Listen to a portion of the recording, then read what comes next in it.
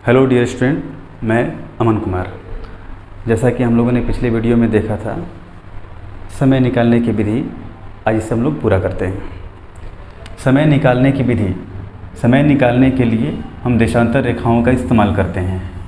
पृथ्वी पर खींची गई वो काल्पनिक रेखाएं जो इक्वेटर के विषुवत रेखा के समानांतर और दोनों ध्रुवों को मिलाने वाली रेखाएं होती हैं। दोनों ध्रुवों को मिलाने वाली रेखाएं होती हैं, ये ऐसी रेखाएं होती हैं, इन्हें हम देशांतर रेखा कहते हैं। देशांतर रेखा कहते हैं। इनकी संख्या 360 होती है और इनसे हम समय का ज्ञान प्राप्त करते हैं।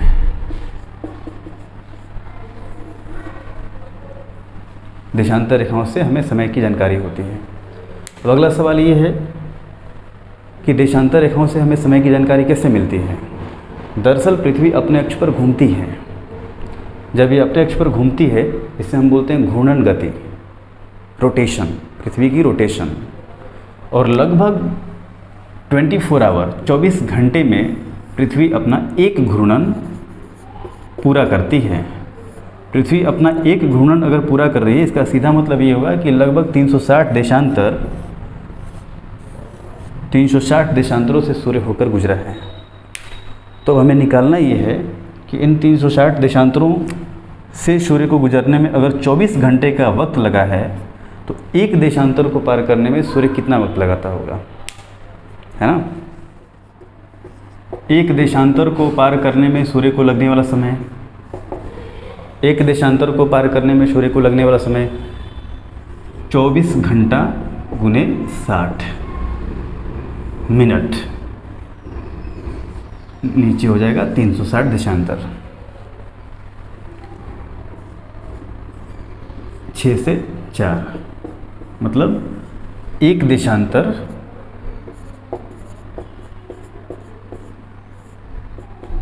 को पार करने, एक देशांतर को पार करने में 4 मिनट लगता है। एक उदाहरण लेते हैं हम लोग, आप उदाहरण से समझिएगा।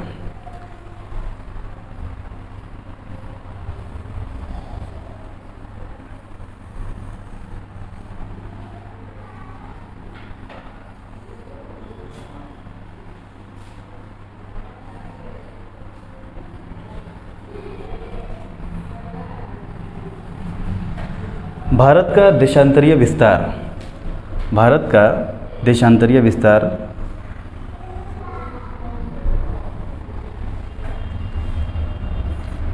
68 डिग्री 68 डिग्री 7 मिनट से 68 डिग्री 7 मिनट ईस्ट, अभी से समझाता हूँ कि ईस्ट क्यों, से 97 डिग्री 25 मिनट ईस्ट, ये भारत का देशांतरीय विस्तार है। इसका सीधा अर्थ हुआ कि लगभग भारत के पश्चिमी तट और पूर्वी तट, या सबसे पश्चिमी बिंदु और पूर्वी बिंदु के बीच का जो अंतराल है, ये लगभग 30 देशांतर का अंतराल है, लगभग 30 देशांतर का अंतराल है। और अगर हम भारत के पश्चिमी और पूर्वी क्षेत्रों के बीच के समय के अंतराल को निकालना चाहें, तो हमें क्या करना है, हमें इस 30 देशांतर, इसका मतलब 30 से हम अगर एक देशांतर को पार करने में 4 मिनट का वक्त लगता है, तो 30 देशांतरों को पार करने में 30 से हम गुना करेंगे तो 120 मिनट, 120 मिनट। इसका सीधा अर्थ हुआ 2 घंटे, 2 घंटे, यानी कि भारत के पश्चिमी और पूर्वी छोर के बीच समय का अंतर 2 घंटे का है। अब देखिए यहाँ पर समझिए,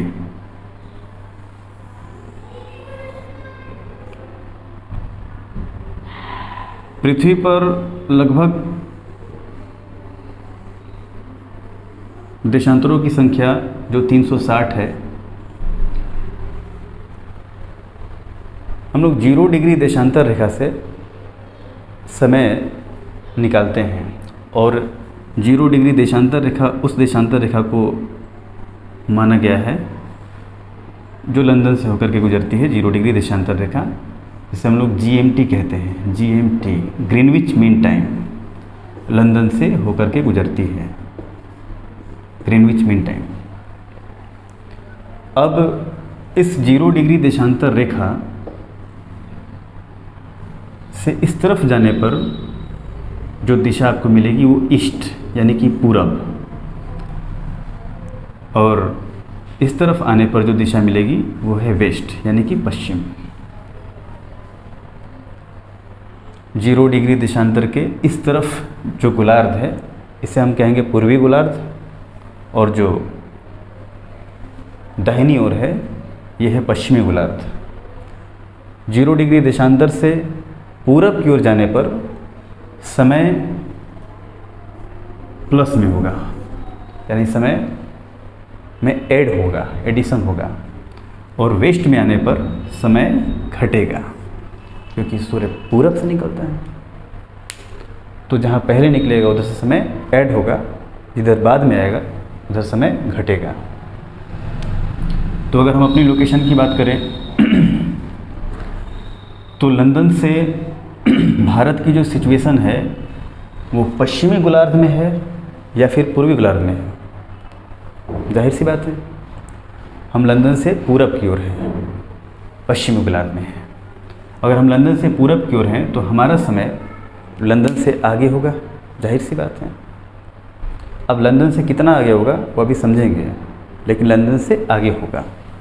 अगर हम वेस्ट में होते तो लंदन से पीछे होता टाइम, लेकिन पूरा अब 0 डिग्री से पूरब जाने पर हर एक डिग्री पूरब जाने पर 4 मिनट का समय बढ़ता चला जाएगा, और 0 डिग्री से पश्चिम आने पर हर एक डिग्री पश्चिम आने पर 4 मिनट का समय घटता चला जाएगा। इस बात को हम एक उदाहरण से समझते हैं। दरअसल क्या है कि दुनिया भर के देशों में, जैसे भारत की अगर बात करें, अभी मैंने आपको बताया कि जो भारत का जो लॉन्गिट्यूडनल एक्सपेंशन है, भारत का जो लॉन्गिट्यूडनल एक्सपेंशन है ये था 68 डिग्री 7 मिनट से ईस्ट से 68 डिग्री 7 मिनट ईस्ट क्यों? क्योंकि भारत 0 डिग्री से यानी कि GMT से ग्रीनविच मीन टाइम से ईस्ट में है, पूरब में है। 68 डिग्री 7 मिनट पूरब से यानी पूर्वी देशांतर से 97 डिग्री 25 मिनट पूर्वी देशांतर ईस्ट।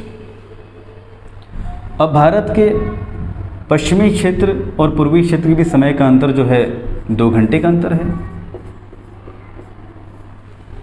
अब एक ही देश में अगर अलग अलग जगहों पर अलग अलग समय होगा तो व्यवहारिक रूप से बहुत सारी समस्याएं उत्पन्न हो सकती हैं। अब इन समस्याओं के मद्देनज़र दुनिया के सारे देश अपने लिए एक निर्धारित, जो लगभग बीच से होकर गुजरती हो, एक निर्धारित देशांतर को जो है अपना प्राइम मेरिडियन मान लेते हैं, अपना मुख्य देशांतर रेखा मान लेते हैं, और इस मुख्य देशांतर रेखा पर जो वक्त होगा वो पूरे भारत में या उस पूरे देश में उस समय को मान लिया जाता है। भारत ने भी अपना प्राइम मेरिडियन माना हुआ है 82.5 डिग्री ईस्ट। ये भारत का प्रधान मध्याह्न रेखा है, प्रधान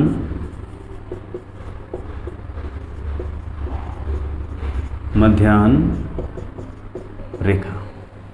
अब इस रेखा पर जो वक्त होगा वो पूरे भारत के लिए मान्य होगा, प्रधान मध्याह्न रेखा पर।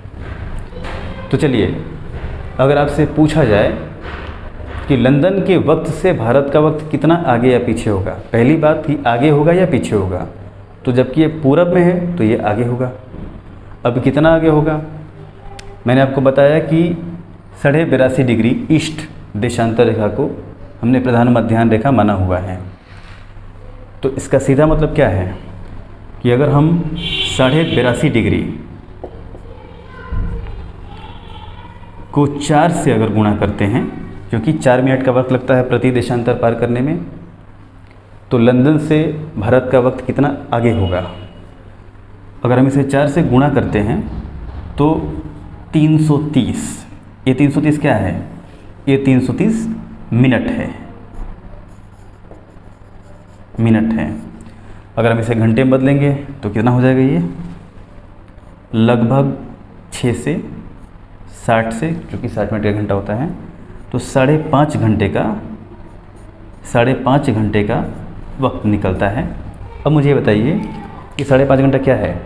5.5 घंटा GMT से, यानी कि 0 डिग्री देशांतर रेखा से भारत के प्रधान मध्याह्न रेखा के बीच की दूरी है और इसके बीच समय का अंतर है।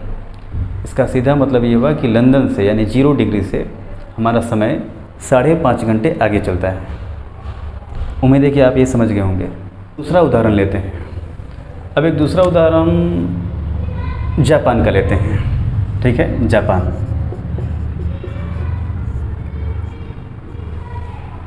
जापान के बीचों बीच से होकर गुजरने वाली लाइन है देशांतर रेखा 135 डिग्री, 135 डिग्री ईस्ट, 135 डिग्री पूर्वी देशांतर रेखा। अब सवाल ये है, 0 डिग्री देशांतर रेखा से जापान का वक्त कितना आगे होगा। बिल्कुल सामान्य तरीके से,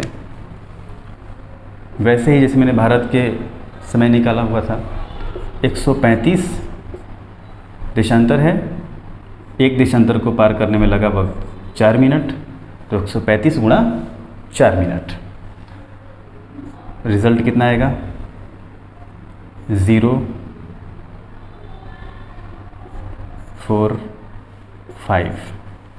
540 मिनट। 540 मिनट का मतलब लगभग 9 घंटे, लगभग 9 घंटे। 9 घंटे का वक्त 0 डिग्री देशांतर रेखा या फिर GMT से जापान का वक्त 9 घंटा आगे होगा। उम्मीद है कि आप ये समझ पा रहे हैं। अगर आपसे थोड़ा सा कॉम्प्लिकेशन देते हैं आपको, अगर मैं पूछूं कि भारत से जापान का वक्त,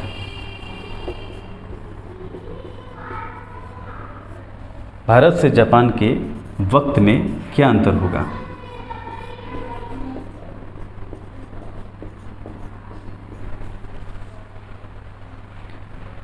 तो अगर भारत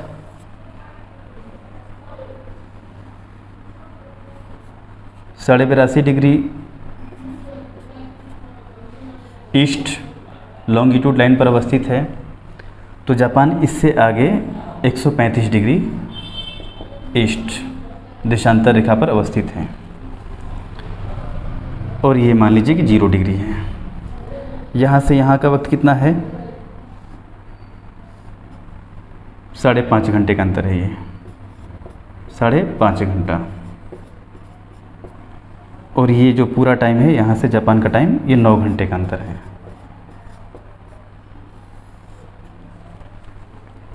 अगर हम 9 घंटे से 5.5 घंटा घटाएंगे तो भारत से जापान के बीच का जो समय का अंतर है वो निकल जाएगा, जो लगभग 3.5 घंटे का अंतर है। 3.5 घंटे का अंतर है। उम्मीद है कि आप लोग समझ पाएंगे।